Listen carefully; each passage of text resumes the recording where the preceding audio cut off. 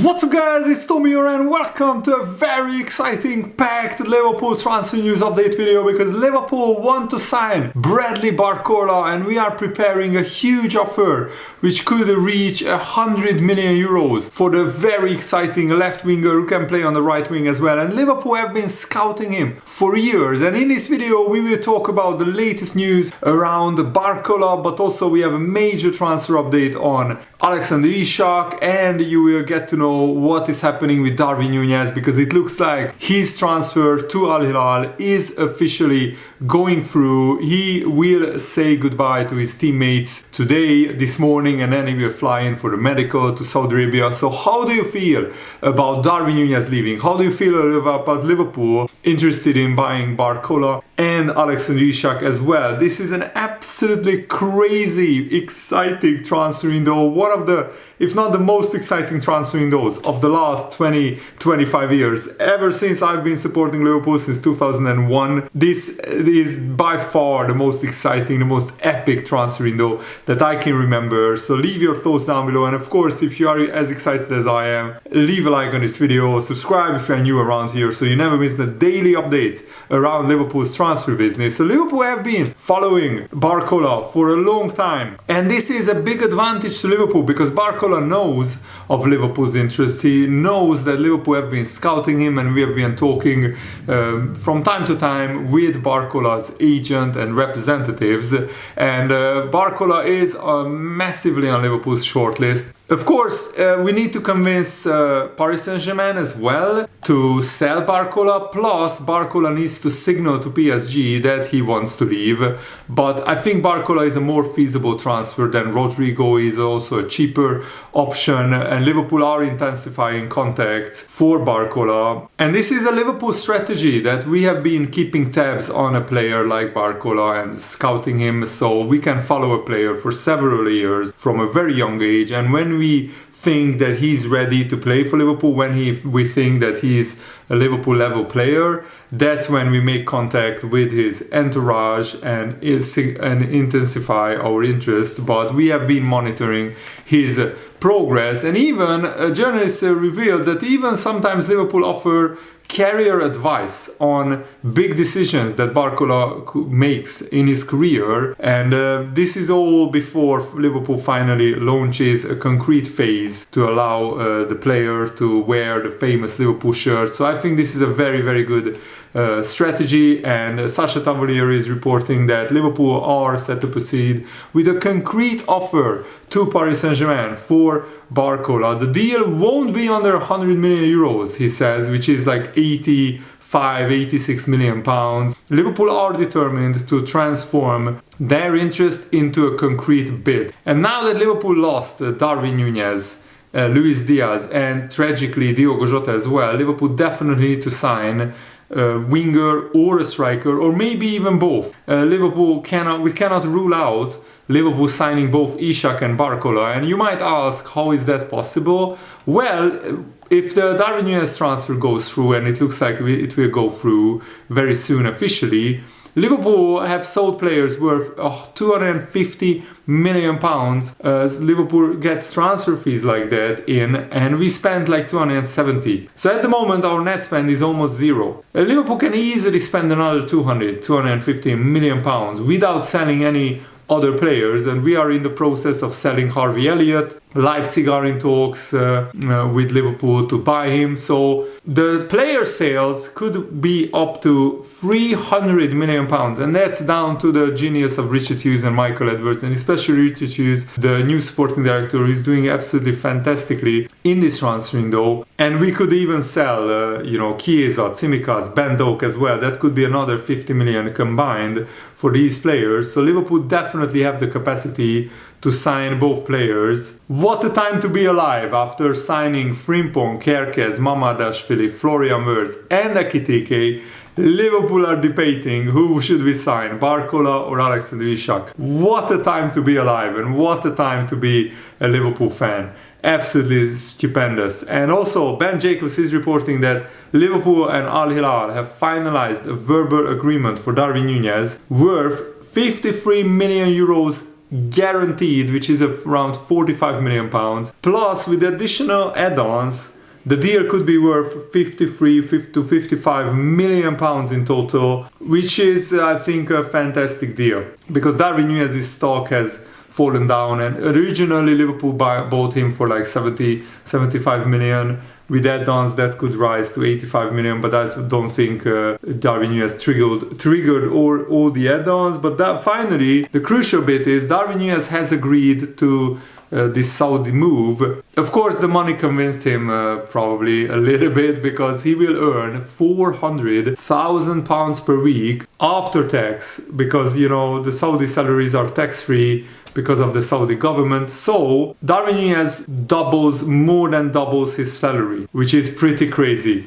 And so of course he agreed personal terms, even though it's a little bit sad to see Darwin Nunez play in the Saudi league at the age of 26, because Darwin Nunez, I think he would have flourished in the Serie A for a club like AC Milan, but the problem is no Serie A club like Napoli or AC Milan can pay 53 million pounds for Darwin Nunez. They just don't have that kind of money. But Liverpool is also mindful of Rio Ngumoa's progress, because Liverpool rate Barcola very highly, who is just 22 years old. It's crazy to think that Ngumoa is 5-6 years younger than Barcola. Absolutely crazy. But James Pearce notes that pursuing someone of his profile would act maybe as a pathway blocker for the hugely talented teenager Rio Ngumoa, who has enjoyed an outstanding preseason for Liverpool. Liverpool don't want to do anything to impact Ngumoa's progression. They also have Cody Gakpo, who is expected to be a regular on the left-hand side of Liverpool. But I think Barcola could play on the right wing as well. And he could even play as a false nine. So I think it's better to sign Barcola right now, and he would be a Luis Diaz replacement, because I don't want to put too much pressure on Ngumoa. What if Cody Gakpo gets injured for 2 months? Do we expect Ngumoa to play every 3 days for 2 months as a 17-year-old kid in the Premier League, in the Champions League? That would be too much pressure on this lad. And also, we don't really have a backup for Salah either on the right wing. Ben Doak or Chiesa can play on the right wing, but they are not, on Salah's level anywhere close to that. Barcola is close to Salah's level. He's not there yet, of course, but he is a much better option than Chiesa or Ben Doak on the right wing. So we could use Barcola as Salah's backup, and Barcola could play for the whole month when Salah is at the Africa Cup of Nations. So I think it's a very interesting profile, and Liverpool consider Barcola as a world-class player, but so far no official bid has been launched, only talks at this stage. The focus remains by Liverpool on Alex and Isak and getting that deal done. But PSG, of course, want to keep Barcola and offer him a new deal, but it remains to be seen whether Barcola wants to stay, because he lost his place to Desiree Doué and Kvaratskhelia in the PSG side. Barcola is aware that he hasn't played that much. Let's look at Barcola's numbers. And yes, he only started against Bayern and Inter Miami at the Club World Cup in the USA, and he was a substitute in 4 of the other games. He also only started 2 of the last 4 or 5 competitive games for Paris Saint-Germain as well. So Barcola is aware that his starting place is not guaranteed. Of course, it's not guaranteed at Liverpool either, but I think he has a better chance maybe to be a starting player ahead of Cody Gakpo than he has at PSG, where they have Kvaratskhelia and Desiree Doué. Barcola had an absolutely outstanding breakout season at PSG, scoring 21 goals and getting 20 assists, so 41 goal contributions in 64 games. And remember, those 64 games, a large amount of those games were as a substitute. So I'm not sure how many games he actually started, maybe 35, 40 games, but getting 41 goal contributions at just the age of 22 is fantastic, tremendous return. Of course, it's the French league, but PSG have won the Champions League and Barcola has been instrumental in that. He also got 5 goals and 9 assists in the previous season for PSG in 39 games, and also for Lyon he got 7 goals and 9 assists 2 seasons ago as well. So that's 16 goal contributions in 31 games. As a 20-year-old, that's pretty impressive as well. And Barcola is only going to get better. And as I said, he can play left wing, right wing as a striker as well. He's very, very versatile. This is a transfer that I can fully get behind. And Paul Joyce is reporting that Liverpool will look to strengthen in the attacking areas with this Darwin Nunez to Al Hilal deal now agreed. So that's almost guaranteed that Liverpool will sign a big name player, either Isak or Barcola, but you cannot rule out Liverpool signing both. The latest is that Ben Jacobs reports that Liverpool are exploring the market for a new attacker. Alexander Isak remains the top priority. Liverpool will bid again if Newcastle offer encouragement. Liverpool have a very specific criteria. Any attacker, Isak or Barcola or any other, they must be of a sufficient quality to start for Liverpool rather than signed for squad depth and be available at fair market value. It's why Liverpool will only bid again for Isak if he's genuinely attainable. And I think once Newcastle sign a couple of replacements, they are in talks with Nicholas Jackson, that's when Alexander Isak will become available. And I'm hearing from various journalists that Alexander Isak doesn't want to train again with Newcastle. So his punishment that he received from Eddie Howe, not to train with the team again, it wasn't really a punishment. It's like your kid misses school for a week, and then they punish him by not allowing him to attend school. It's not a punishment, it's a reward actually. And that's what happened with Alexander Isak. And apparently they had a big long chat with Eddie Howe, and Alexander Isak is absolutely checked out. He doesn't want to play for Newcastle again. He doesn't want to even go to training.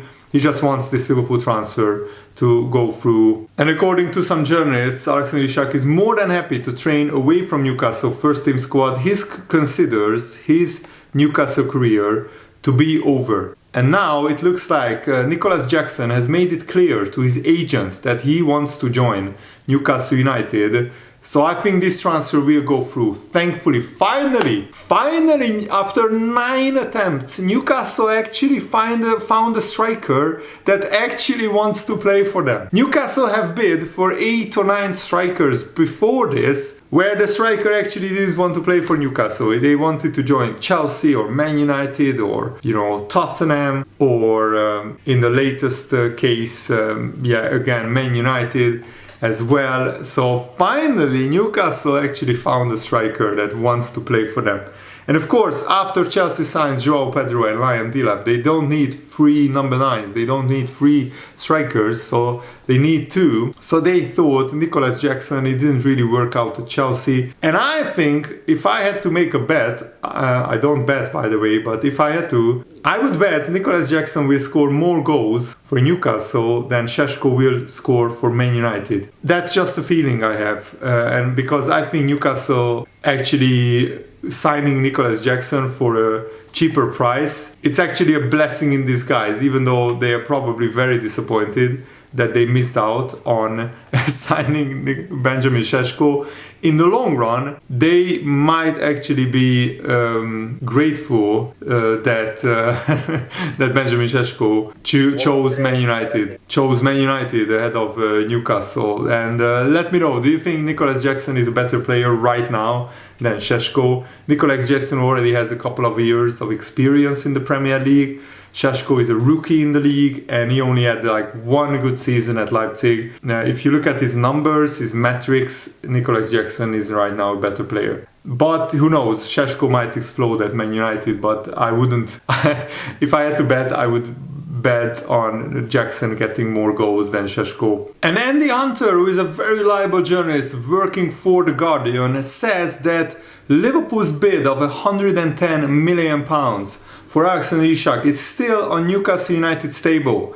But they will only bid again if Newcastle shows encouragement to Liverpool. And I think that will happen once Nicholas Jackson is signed, because now the tune has changed at the tune, excuse the pun. So the tune of Newcastle United have changed because they know Alexander Isak doesn't want to play for them anymore. He wants out. He is basically on a strike, and it's a little bit sad to see a legendary player like Alexander Isak Probably his reputation got tarnished because of this, but Newcastle apparently promised Alexander Isak before even the summer transfer window that he can go. Isak feels betrayed. Isak feels that Newcastle went back on their promise that they would let Isak leave if a club offered them enough money. Of course, you can debate what enough money is for Alexander Isak. I think 135 million would be enough to convince Newcastle to sell.